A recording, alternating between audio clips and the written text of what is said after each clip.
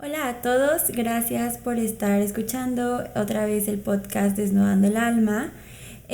Como ustedes en redes sociales saben que yo hablo un poquito acerca del amor propio, de la gordofobia. Saben que estuve en un trastorno alimentario y es algo que platico yo mucho. Entonces, es algo con lo que yo he tenido que luchar mucho, trabajar mi gordofobia, saber que no tiene nada de malo subir de peso o tener un cuerpo no aceptado por la sociedad.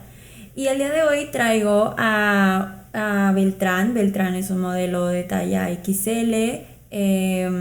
Y yo soy fan de él, lo sigo en redes sociales y me encanta todo lo que sube. Beltrán, ¿cómo estás? Bien, vale, ¿cómo estás vos? Bien, muy bien, gracias. Muy emocionada de tenerte aquí. Cuéntame un poquito sobre todo lo que haces. Bueno, es un montón, pero hago principalmente en lo que es modelaje plus size. Trabajo como modelo hace algo de 4 años y hace un año y medio más o menos que en la academia en la que me formé empecé a dar clases de pose. Eh, También, bueno, trabajo bastante en redes sociales con marcas y colaboraciones y bueno, bastante trabajo de redes y bueno, como comunicador también trabajo en periodismo y temáticas de diversidad en la televisión nacional de acá de Argentina. Muy bien, súper interesante. ¿Y cómo empezaste en la cuestión del modelaje? Empecé hace, sí, alrededor de esos 4 años, cuando colaborando para algunas marcas que son emprendedoras y que apuntan al público LGBT. Y empezó más o menos como un juego, como un hobby, y después empecé a profesionalizarme. Muy bien. Y de los temas que tú hablas en redes sociales, pues eres una persona activista, hablas de la comunidad LGBT y también pues hablas un poco de esto, bueno, de amor propio. Yo he visto que, por ejemplo, te vi que estuviste con Pepe y Teo en donde hablaste un poco sobre esto. Y, y cómo tú empezaste a comunicar todo esto.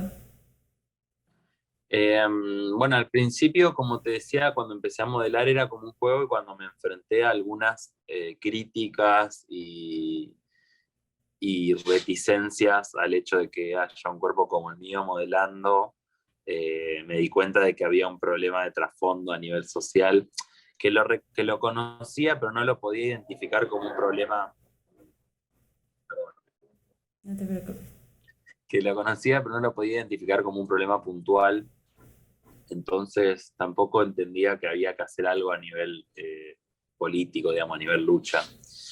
Y, y bueno, cuando eso llegó, medio, bueno, yo ya en ese momento ya llevaba adelante un poco el activismo LGBT, desde un poco de mis redes sociales, un poco desde el deporte, y decidí, bueno, encarar la lucha en su momento de la positividad corporal. Hoy en día podría nombrarlo más como activismo gordo, que tiene algunas diferencias y que justamente creo que la principal diferencia es que no está centralizado solamente en el objeto individual del amor propio, sino más bien en desestigmatizar el cuerpo gordo para la sociedad toda.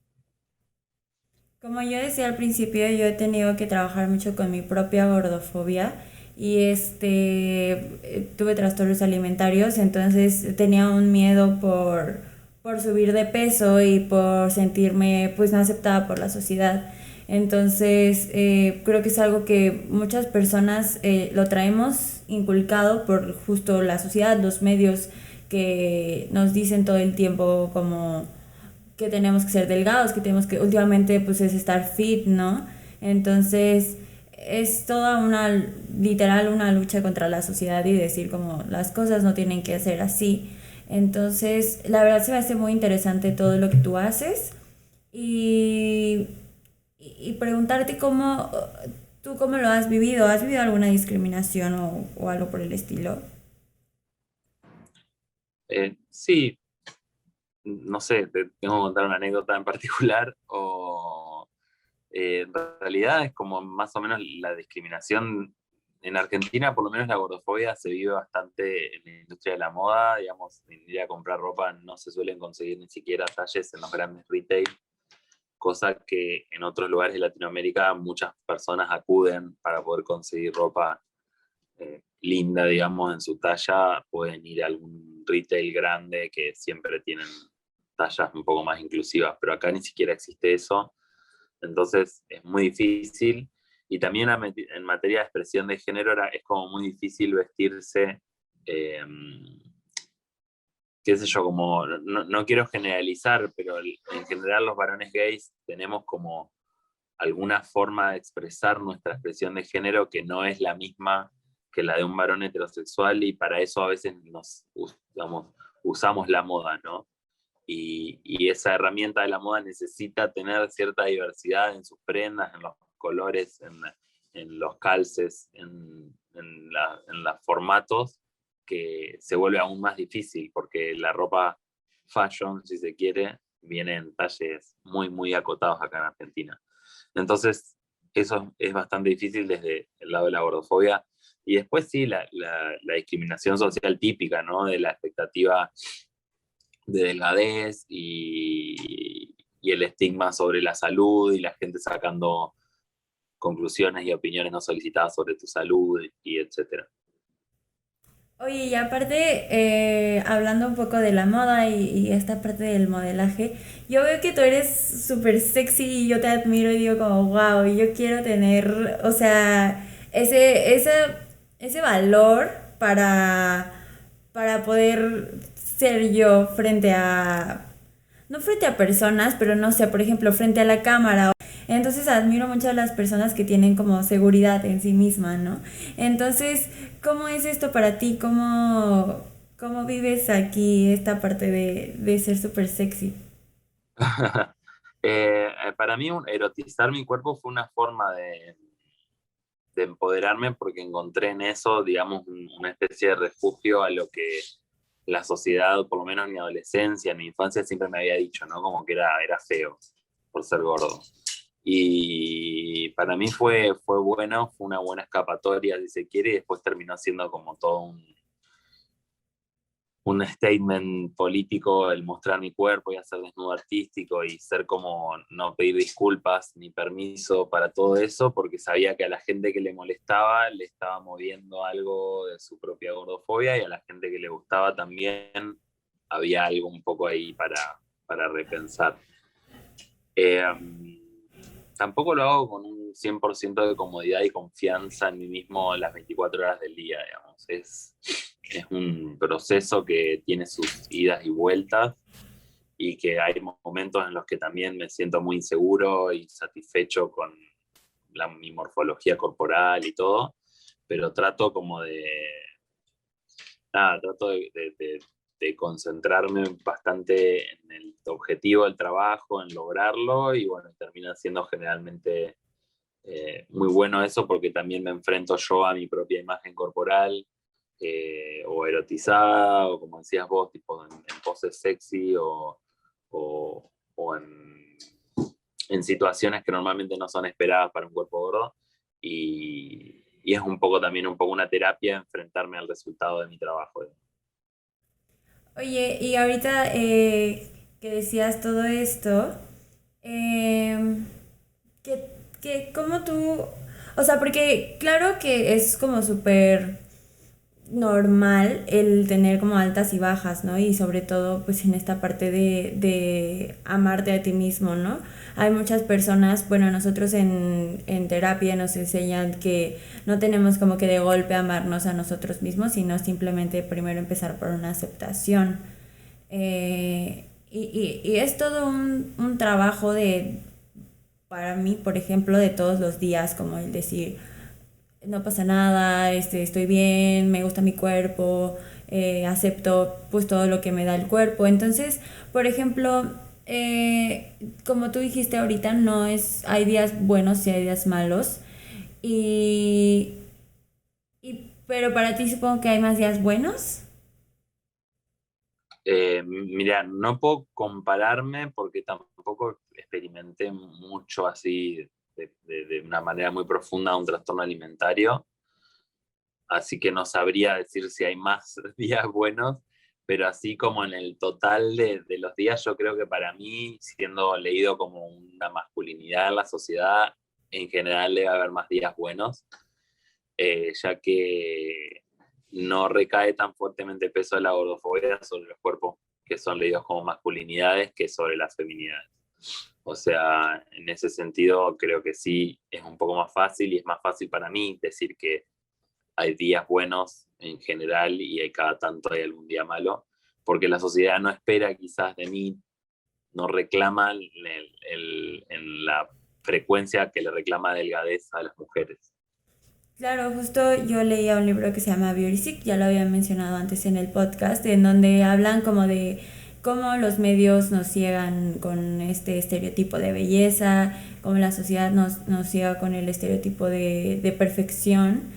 Y justo también me interesaría mucho como que hablaras este lado de la presión en el hombre, ¿no? Porque poco se habla mucho sobre lo que vivimos las mujeres, pero poco se habla sobre la presión de los hombres. Por ejemplo, ahorita ya ves está lo de Zac Efron, que dicen que se hizo cirugía. No, yo no he visto una foto más que o sea, lo del video, y siento que no es como tanto como la foto que está circulando en redes sociales, pero que él sufrió trastornos alimentarios, ¿no? Y fue una obsesión por estar musculoso para la película de Baywatch.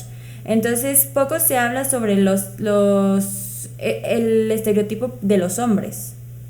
Bueno, yo creo que también hay que hablar, tener la conversación de las industrias basadas en la imagen, ¿no? El cine, la publicidad y la ficción y todo eso, la televisión en general y las redes sociales, ¿no? Como en las industrias basadas en la imagen, todo tipo de estigmas sobre el cuerpo se multiplica muchísimo más.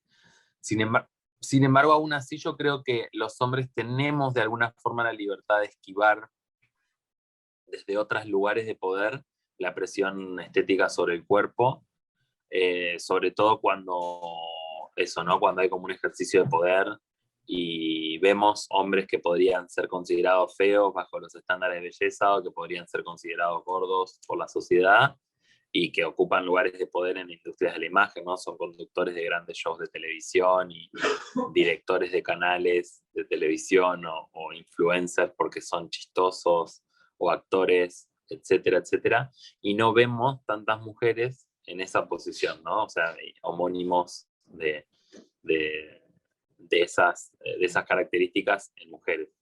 Sin embargo, sí, para los hombres yo creo que hay también un problema de que afrontar la presión estética es justamente asumir que hay un lado femenino en nuestra vida y en nuestra socialización. Entonces, como parte del machismo es justamente negar todo lo femenino en nosotros, por lo menos los varones heterosexuales tienen un problema muy grave con esto y una masculinidad muy frágil al respecto.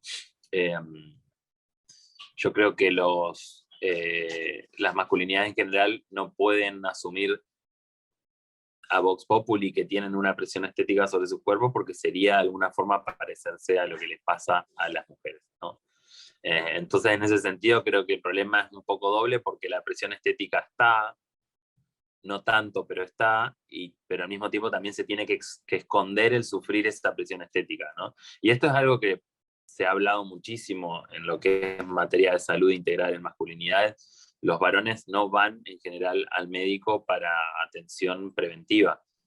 O sea, mueren antes y la Organización Panamericana de la Salud dijo hace un par de años, en 2013 creo, que 7 de los años que tienen menos de expectativa de vida de los varones que las mujeres son a causa de no ir a la atención primaria porque el hombre tiene que ser fuerte y soportar todo y nunca se enferma y enfermarse es de débil. Entonces terminan abordando los problemas médicos cuando ya son graves.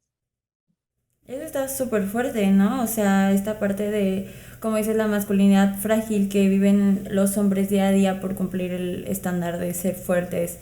También en cuestión de salud mental, por ejemplo, los hombres es muy poco el porcentaje que llega a ir a terapia por este parte de que los hombres no lloran y que los hombres... La salud mental es exactamente lo mismo. Hay estándares bajísimos de hombres que atienden su depresión porque niegan, por ejemplo, en las baterías de test que se usan para diagnosticar una depresión, hay preguntas muy específicas sobre cuántas veces se llora y todo eso, y al negar todas esas respuestas, el hombre a priori no tendría depresión bajo esos test.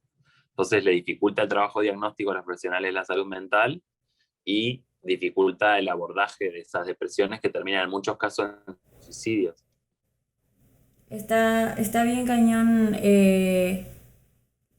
Y justo lo que decimos, ¿no? Bueno, que se habla menos de esta parte de los hombres, ¿no? Porque a la mujer se le hace más conciencia de todo esto y a los hombres no tanto.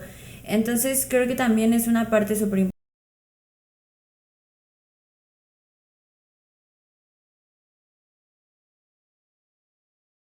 importante como ser, yo trato de ser también activista de decir es que los hombres también sufren y los hombres también sufren de trastornos alimentarios y los hombres también sufren con su imagen corporal. Entonces, como que falta también mucha conciencia en la sociedad de este lado de apoyar un poco, comprender un poco más a los hombres. Claro. Um, sí, yo creo que falta más que un apoyo desde las feminidades, creo que nos tenemos que hacer cargo nosotros. Creo que hace falta que los varones empiecen a hacer cargo en ese sentido. Digamos, pues no tiene que venir nadie a salvarnos, sino justamente a hacernos cargo de todos estos problemas que no estamos abordando y negando. ¿Y cómo crees tú que los hombres se pueden apoyar entre ellos? Y generando espacios de conversación abiertos, espacios seguros, que no sean juzgados, donde estas opiniones no sean juzgadas. Es muy difícil porque hay que romper principalmente el pacto machista de si hablas de tus sentimientos, se pone en duda tu masculinidad, si se pone en duda tu masculinidad, se pone en duda tu sexualidad, si se pone en duda tu sexualidad, se pone en duda tu valor como sujeto social. Entonces, como todo ese pacto de no rompemos la complicidad si alguno de nosotros comete algún acto machista, ninguno de los demás hacemos silencio o no lo criticamos, porque criticar a un hombre por su machismo es de poco hombre.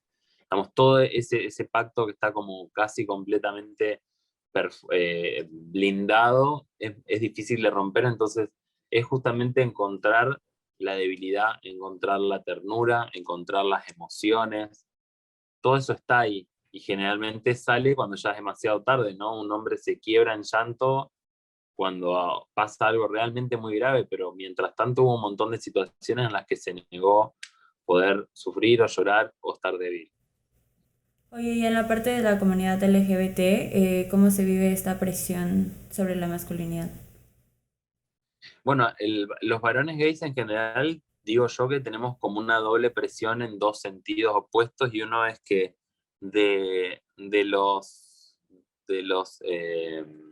estándares sociales asignados históricamente a las feminidades, nos apropiamos de los peores, ¿no? Para corrernos de este lugar de hombres y ser como otra cosa, ¿no? Como se dice normalmente jotos, en México acá decimos putos o maricas, eh, como para corrernos de ese sujeto social de hombre cis y heterosexual, necesitábamos de alguna forma, creo, emular algunas cuestiones asignadas a la feminidad y yo creo que en ese sentido nos apropiamos de lo peor, de lo socialmente asignado a la feminidad, ¿no? Como la competencia, la obsesión por la imagen y esa cuestión de estar presionados por cumplir con estándares de belleza para sentirnos válidos.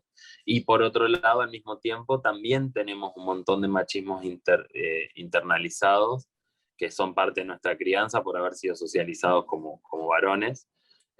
Entonces, en ese sentido, yo creo que hay un gran trabajo a hacer eh, para poder repensar los machismos que generalmente salen mucho a flote en las aplicaciones que se usan para ligar, ¿no? Se ve muchísimo la discriminación, el machismo y la presión estética sobre los otros cuerpos. Y después, bueno, también deshacernos de esos estándares sociales que en su momento el patriarcado usó para debilitar a las mujeres, ¿no? Mantenerlas compitiendo y preocupadas por la imagen para no estar buscando la igualdad. Bueno, de la misma manera, si seguimos compitiendo y peleando por nuestra imagen, no vamos a estar luchando la igualdad, por lo menos de nuestra comunidad, la comunidad gay. Después, el resto de las comunidades también falta un montón de solidarización, porque históricamente cuando se habla de comunidad LGBT, la sociedad apunta mucho más fácilmente a varones gays. En publicidades lo vemos en la historia. Y es también entender de que hay un montón de comunidades con miles de privilegios menos dentro de la comunidad LGBTIQ, por los cuales tenemos que bregar y corrernos del altoparlante y ceder ese lugar del podio para que quienes puedan conquistar más dignidad y derechos sean la comunidad trans, la comunidad de personas no binarias, no sé, las personas, las feminidades, las lesbianas. Y del lado de la comunidad LGBT también, ¿se sufre esta discriminación por los cuerpos gordos? Sí, sí, lo que pasa también dentro de la comunidad LGBT es que en los años 60 se genera como una especie de refugio para los cuerpos gordos, que no era del todo un refugio, sino más bien una expectativa de ser, que es la comunidad de osos, que se generó en San Francisco en los años 60 y 70, y se expandió a lo largo del mundo como una especie de faro de esperanza sobre los cuerpos que no eran delgados, depilados y digamos, lampiños y femeninos o delicados, y hasta te diría musculosos o fit. Eh, pero bueno, terminó siendo también una forma más de opresión porque se generaron un montón de estándares a cumplir, una especie de checklist que dentro de ellos se encontraba como la masculinidad, lo fornido, lo viril, viste, esa cosa de biker, viste, de motoquero, el cuero y toda esa cultura que era de nuevo como poner una especie de expectativa muy alta sobre la expresión de género de los varones gordos y gays. Entonces también era una sensación de sentir que no pertenecías si no cumplías con todos esos estándares. Entonces hay como varias conversaciones a tener porque no es una solución generar una comunidad que pone condiciones a las corporalidades gordas para ser gays y ser aceptados. Oye, por ejemplo, tú, ¿cómo trabajas esta parte de la seguridad en ti? ¿O siempre tuviste como esta seguridad? O más bien en qué momento empiezas como a no preocuparte tanto por el estándar de belleza? Me pasa de que tuve como un momento en el que entré como en una creencia más que en una práctica de salud mental y me di cuenta que me había confundido porque era todo muy frágil, que son estas cuestiones de las afirmaciones, de mirarte al espejo y decirte cosas y qué sé yo, que me di cuenta de que pueden funcionar para algunas personas, pero en muchos casos son como una especie de curita sobre la herida, ¿no? Como que la tapan. Y que en realidad la sanación es más profunda y ocupé, yo estaba yendo a terapia, pero no estaba abordando este problema de la dismorfia y todo eso. Entonces eh, empecé a ocupar mis horas de terapia para eso y tratar de abordar el problema en profundidad y recorrer un poco, bueno, mi pasado y qué fue lo que me hizo sentir así y reconocer de que las personas que me hicieron sentir de esta forma y inculcarme estas ideas eran personas que estaban equivocadas. Pero por sobre todas las cosas, después de esa cuestión de equivocarme y pensar de que se trataba solo de mí, y de que la única solución para salir de esto era el amor propio, el mayor refugio que encontré fue en el activismo gordo. Fue encontrarme con otras personas que en muchos casos eran feminidades y que sufrían obviamente muchísimo más el estigma del peso. Eh, y eran personas que venían trabajando esta temática hace mucho tiempo desde una perspectiva sociopolítica y escribiendo al respecto y problematizándolo ya a nivel histórico, ¿no? ¿Cuáles fueron los hechos históricos que hicieron que el cuerpo gordo sea considerado como menos en la sociedad? Y eso para mí fue realmente un gran salvavidas, porque pude aferrarme a eso y al mismo tiempo hacer algo activamente para cambiar la realidad que me rodea y tratar de mejorar el andamiaje social en el que van a ser criados y van a crecer niñas y niños que pueden llegar a tener un cuerpo gordo y no sentirse parte. Entonces, para mí el activismo gordo en ese sentido tiene una faceta de colectividad, una faceta de lo colectivo, y de lo grupal y de lo social, que no tienen generalmente el body positive, que es un poco más sálvese quien pueda, y si yo me amo a mí mismo, todo va a estar bien. Y en ese sentido, como que bueno, le di una vuelta de rosca. No negué, obviamente, la necesidad de hablar del amor propio, de afirmar positivamente los cuerpos, pero le agregué una faceta colectiva que me parecía primordial. Oye, y aparte, bueno, creo que todos tenemos este lado gordofóbico, incluso las personas gordas tienen un lado gordofóbico, que es cuando hay un rechazo, ¿no? De ellos mismos un poquito y esta ganas de querer ser delgado, ¿no? Entonces, sí existe la gordofobia dentro de las personas gordas, ¿no? Sí, sí, de hecho existe todo tipo de fobia hacia lo personal cuando uno es ese objeto cuando uno es objeto de ese discurso de odio, se llama internalizaciones, ¿no? Es la gordofobia internalizada, es ese rechazo propio a los cuerpos gordos que tienen los cuerpos gordos de sí mismos y de otros cuerpos. Y la homofobia internalizada es lo mismo, son personas que forman parte de las comunidades LGBI, más o menos, y que y que sienten rechazo hacia personas homosexuales y que sienten rechazo hacia sí mismos por ser homosexuales o que tienen rechazos negados de ciertos aspectos de sí mismos que los guardan porque consideran de que eso está mal. Y bueno, y la gordofobia internalizada es algo que siempre está presente porque en realidad nadie viene sin un mundo, digamos. Todos fuimos criados un poco en un entorno y en una sociedad, sobre todo latinoamericana, occidental, capitalista, noventera en adelante, ¿no? Como desde los 90, globalizada, superpoblada de pantallas que nos estaban diciendo cómo era el mundo y que nos decían que los cuerpos gordos no existían, a menos que sean payasos. Eh, entonces, en ese sentido, digamos, todos fuimos criados en ese mismo molde, inclusive las personas gordas. Así que ahí está justamente lo que decía recién, ¿no? De abordar las temáticas desde una faceta social, porque si resolvemos solamente nuestra propia gordofobia para con nosotros mismos, en realidad es un poco egoísta. Sí, y como una persona, cómo tú crees que una persona delgada puede apoyar un poco a este activismo gordo? Bueno, el reconocimiento de privilegios es clave. La mayoría de las veces cuando hablo de privilegio delgado, lo primero que salen a decir las personas delgadas es que ellas también sufren discriminación por ser delgados y que mucha gente que es excesivamente delgada se la discrimina por serlo.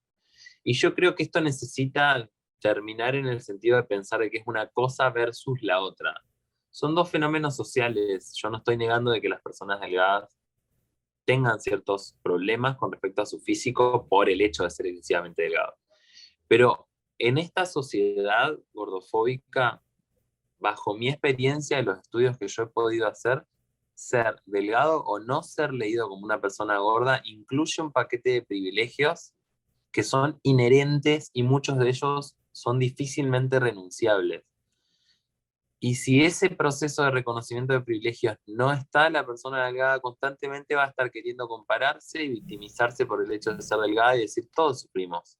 En realidad los cuerpos gordos no solamente sufrimos la presión estética, sino sufrimos la gordofobia de la sociedad y sufrimos la gordofobia institucionalizada en hechos fácticos y sólidos y materiales como el tamaño de una silla en una sala de espera, el tamaño de un asiento de avión, el tamaño de un asiento en el transporte público, la ropa, ir al médico con cualquier tipo de dolencia y que el profesional de la salud saque la conclusión premeditada, sin preguntarnos ni hacer ningún tipo de ejercicio diagnóstico, de que cualquier cosa que tenemos es causada por nuestra gordura.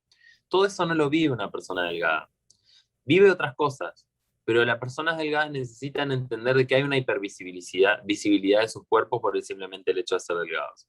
Si yo publico la misma foto con la misma pose, con la misma ropa, con la misma iluminación, con lo mismo todo, en redes sociales, y lo hace una persona delgada, con la misma, supongamos, belleza hegemónica en la cara, una persona, o sea, yo, pero delgado, digamos, eh, y tenemos la misma comunidad de seguidores, es muy probable que la foto de la persona delgada, no es probable, es real, que la foto de la persona delgada va a ser aceptada muchísimo más y va a recibir más comentarios de validación y va a recibir, más preocupantemente, muchos menos comentarios de críticas y estigmas y expectativas de salud por su cuerpo. Voy a esperar a que pase esta ambulancia. Ajá. Entonces, para las personas delgadas que quieren colaborar con la lucha contra la gordofobia, es importantísimo entender de que sus cuerpos no viven la gordofobia, de que lo que viven se llama presión estética, y que es eso, ¿no? Como esa sensación de que aunque estés flaco, sentís que estás gordo. Que son distintas las dolencias y que hay que correrse un poco para poder a veces luchar por otros. Lo mejor que podemos hacer es empoderar a otros, correrse de esos lugares de hipervisibilidad, ceder redes sociales, ceder plataformas de difusión de mensajes como medios de comunicación, como, no sé, liderazgos en ciertas organizaciones, correrse de esos lugares, ceder el micrófono por un rato y dejar que hablen en primera persona las personas gordas y no hablar en nombre de ellas, ¿no? Y hacer las preguntas indicadas para justamente visibilizar esto, dejar que las personas hablen, compartan no solamente sus dolencias, sino sus deseos para una sociedad más justa. Se me hace súper impactante la parte que dijiste de la cuestión salud, ¿no? Muchas veces la gente excusa su gordofobia diciendo que se preocupan por la salud de una persona gorda, ¿no? Y es como de que está gordo, su salud, pero realmente va más allá de que se preocupen por la salud, ¿no? Yo veo eh, las personas con trastorno alimentario son mucho de activismo de gordofobia justo por querer romper nosotros con ese estigma. Entonces, hacen mucho como si te preocupas realmente por a su salud de la persona, pues pídele sus estudios o una persona gorda puede ser saludable. Entonces, o sea, ¿qué me podrías contar de ese aspecto? Bueno, yo creo que hay que empezar a cuestionar un poco el establishment médico y entender de que atrás de la medicina hay una industria y hay industrias que curran, digamos, que se llenan los bolsillos vendiendo fármacos, vendiendo medicamentos para dieta y de profesionales que no hacen bien su trabajo y también trabajan vendiendo dietas. No importa para qué cuerpo tengas. Entonces hay muchísima mala praxis atrás de abordar la gordura como un problema de salud, y en tanto mala praxis hay muchísimos mitos creados para sostener esta mala praxis. Hay un libro que se llama The Obesity Myth, el mito de la obesidad, que aborda perfectamente el conjunto de mitos y de estudios científicos con un sesgo de confirmación. Sesgo de confirmación es cuando un científico quiere que un estudio salga con un resultado y hace lo que sea para que los números hablen de esa manera, que son estudios que relacionan el peso con algunas enfermedades, pero también podríamos comparar, no sé, el volumen de melanoma y cáncer de piel de las personas con piel no pigmentada, y no podríamos decir que ser blanco te da cáncer de piel, digamos. Ujú. Es una cuestión de que relación no es causalidad, ¿no? Entonces, hay personas, también está muy invisibilizada la estadística de las personas delgadas con diabetes y con problemas de hipertensión y con problemas en las articulaciones. Entonces se intenta instalar esta idea de que la persona gorda es la única persona que va a sufrir de diabetes tipo 2 y la persona gorda es la única que va a sufrir problemas cardiovasculares, etc. Y ese problema, en realidad, lo que hace es que el árbol te tape el bosque, ¿no? Y abordar el problema de la salud desde el descenso de peso hace que las personas gordas sean sometidas a dietas durante toda su vida, generando un efecto yo-yo, ¿no? Un vaivén de peso. Se vuelven dietantes crónicos porque salen de una dieta, suben de peso, entran a otra. Y eso sí está demostrado que genera problemas renales y en la salud cardiovascular altísima, mientras que no se aborda el gran elefante en la habitación, que son los problemas que están realmente vinculados con la salud cardiovascular, como el sedentarismo, ¿no? Y si las personas gordas fuéramos invitadas a realizar actividad física por el simple hecho de que hacer actividad física con cierta frecuencia está demostrado que evita los problemas cardiovasculares y no se nos invita a hacer actividad física con el objetivo de que esa cinta de medición cada vez mida menos o de que esa balanza cada vez pese menos, muchísimas menos personas desertarían la actividad física, porque muchas personas somos gordas y por más que hagamos muchísimo ejercicio físico, vamos a seguir siendo gordas. Y las dietas hipocalóricas están demostradas también de que afectan muchísimo la salud mental, nos ponen de mal humor, aumentan los índices de depresión. Entonces, si el problema fuera alimentarse saludablemente con una buena calidad de nutrientes y no enfocarse en que esta calidad de nutrientes y de que esta alimentación saludable sea solamente una política de salud pública teledirigida a personas gordas, sino que la población en general se alimente bien, ¿no? Y que no esté atrás de mega empresas que producen alimentos de pésima calidad para toda la población, niños, niñas, adolescencias, personas adultas, sin importar su peso. Y si el foco estuviera atrás de eso, ¿no? De una alimentación más saludable y de evitar el sedentarismo, creo que existirían todavía personas gordas y delgadas, pero con una buena salud. Entonces, si dejamos de relacionar el hecho de ser un cuerpo gordo con un problema de salud, este estigma que obviamente expulsa a las personas gordas del sistema de salud, se terminaría porque hay muchísimos estudios sociológicos de personas gordas que dejan de ir a la salud primaria y dejan de atender su salud porque se cansan de que si les duele el codo es porque son gordos, si tienen una caries es porque son gordos, si dejaron de ver de un ojo o tienen astigmatismo es porque son gordos.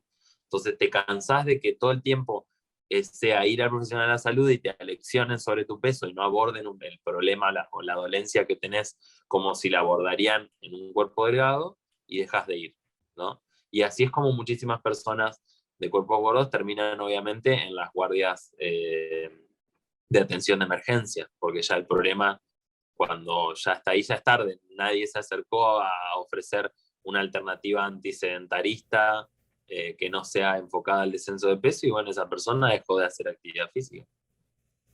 La parte de la actividad física también, por ejemplo, yo trato de hacer ejercicio por salud, porque me quiero estar un poco activa y, por ejemplo, ahorita en esta cuarentena, pues estoy todo el tiempo en mi cuarto, sentada en la escuela. Y entonces cuando hago ejercicio trato de que sea como por esta parte de estar en movimiento, pero por mucho tiempo y hace poquito me volvió a pasar, tuve que dejar de hacer ejercicio como 3 meses, me empieza como esta obsesión de querer adelgazar y si hago ejercicio es para verme bien, ¿no? O lo que la sociedad quiere. Una vez vi un video de una persona, de una mujer gorda que estaba llorando en el gimnasio y diciendo que la estaban grabando para burlarse de ella en el gimnasio, ¿no? Entonces, también creo que falta mucho, pues, empatía, ¿no? Y no pensar que porque el ejercicio a fuerza es para estar delgado o que solo las personas con cuerpo marcado significa que sí están haciendo bien ejercicio o que se están cuidando, ¿no? Sí, además, bueno, es muy trigger esto que decís del gimnasio porque es realmente, es increíble la cantidad de espacio donde la gente se siente completamente sin vergüenza para apoyarte el ojo, ¿no? Para enfocarte como un animal de circo y deshumanizarte. Y realmente creo que la carencia de empatía de las personas que ejercen así de alevosamente la gordofobia es un problema muchísimo más grave que la existencia de cuerpo gordo. Y que realmente no hay políticas de abordaje de eso por parte de los estados. Se prefiere seguir inculcando de que la idea de ser gordo es una idea de persona poco salubre y no se dan cuenta de que están inculcando un sistema de falta de empatía y de cosificación de los cuerpos. Y además de todo es importante recordar que no le debes salud a nadie. Hay como una confusión en pensar que el cuerpo gordo es pasible del ojo ajeno y del panóptico constante de las personas opinando sobre su salud, cuando no opinamos de esa manera sobre la salud de las personas delgadas. Entonces, hay una confusión muy grande de poder de las personas de sentirse con el poder de opinar sobre tu salud cuando eso es una conversación privada entre vos y tu profesional de la salud. Y las personas juegan al médico constantemente, personas que no tienen el más mínimo conocimiento. Digamos, la sección de comentarios es en muchos casos el peor enemigo de cualquier activista gordo que se muestra así, sin pedir permiso y sin pedir disculpas en redes sociales, porque está lleno, plagado de gente que repite como loros falsedades y falacias médicas como esto, ¿no? De que la obesidad es una enfermedad, cuando la obesidad ni siquiera está tipificada como una patología, ¿no? Una de las características clásicas de una patología es que haya un tejido dañado, ¿no? Que haya un tejido en mal estado, y no hay ningún tejido en mal estado en la obesidad. No sé, yo creo que bueno, hay mucho camino por recorrer y pensar de esto, ¿no? De que las personas, por empezar, tienen que cerrar un poco la boca a la hora de hablar de salud porque no son médicos y que no les gustaría que la gente esté opinando así tan desvergonzadamente sobre su salud como si fuera materia de opinión pública. Oye, para ir culminando, em, ¿qué le dirías como a la sociedad de todo lo que hemos estado platicando? Bueno, esto que dijiste vos de la empatía es un buen mensaje. Siento que la empatía igual se está volviendo como un meme, ¿no? Como una cosa de que repetimos y está perdiendo significado. Y es realmente ejercitar el poder humano de no deshumanizar a la otra persona, ¿no? Ejercitar, dar ese paso de ubicar a la otra persona como un ser que es doliente, que las cosas le duelen, que si lo cortás le sangra, como a vos, que, que tiene derecho a ser un objeto, tiene derecho a ser un sujeto de deseo, que a veces es algo que no sé, que se nos niega a los cuerpos gordos, ¿no? Como que no se imagina la gente que un cuerpo gordo pueda tener deseo sexual o atracción física por alguien, y un objeto de deseo también, o sea, como que no se imaginan de que la gente pueda llegar a sentir deseo sexual o atracción física por alguien que es gordo. Eh, para todo eso realmente hace falta un profundo ejercicio de la empatía, como decías, y creo que es lo que nos está faltando en este momento como sociedad también para poder resolver un montón de problemas que tenemos. Eh, para las personas que no son delgadas, que no son gordas, perdón, necesitamos realmente un ejercicio de empatía fuerte en ejercitar esto de entender los privilegios y no sentirse atacados. Reconocer, reconocer los privilegios que uno tiene no es un ataque personal, es simplemente entender de que el punto de partida que uno tiene es mucho más beneficiado que el punto de partida que tiene otro. Y en tanto eso, para poder bregar por la igualdad, lo mejor que uno puede hacer es tratar de igualar terreno. Y para las personas gordas realmente es importante recordar esto, ¿no? Que no tienen la obligación de amarse a sí mismos, de que no sientan esa presión de que es un proceso y de que lo mejor que pueden hacer es recorrer un camino espiritual o terapéutico para poder ir desarmando y desanudando de a poco los estigmas que uno mismo tiene sobre su cuerpo, porque amarse a sí mismo no tiene que ser un objetivo y una frontera de llegada, sino una práctica de salud mental, para poder realmente sentirnos válidos como cuerpos, ¿no? No hace falta que haya amor, sino aceptarnos, como decías vos, y, y entender de que lo mejor que podemos hacer es hacer de la lucha de lo colectivo, de visibilizar los problemas lo más posible, de que la gente que nos rodea sepa de que nosotros sufrimos y tenemos dolencias por ser gordos, y no esconderlo con chistes o reírnos de nosotros mismos, de nuestra propia gordura, para quitarles la incomodidad a las personas que nos rodean de convivir con alguien que es gordo. Eh, y sobre todo entender esto, ¿no? De que la salud no es algo que vos tengas la obligación de comentar y de compartir y de dejar que las demás personas opinen sobre vos mismo. Es un derecho humano y un derecho súper personal y un derecho también privado, ¿no? Que uno tendría que tener derecho a no tener que compartir sus estudios siendo gordo para que la gente le crea de que es un gordo sano. Ser sano bajo esos estándares tan discriminativos como el índice de masa corporal o la salud solamente física separada de la salud mental, es una farsa, porque sacando la salud mental, no sé cuántas personas somos sanos.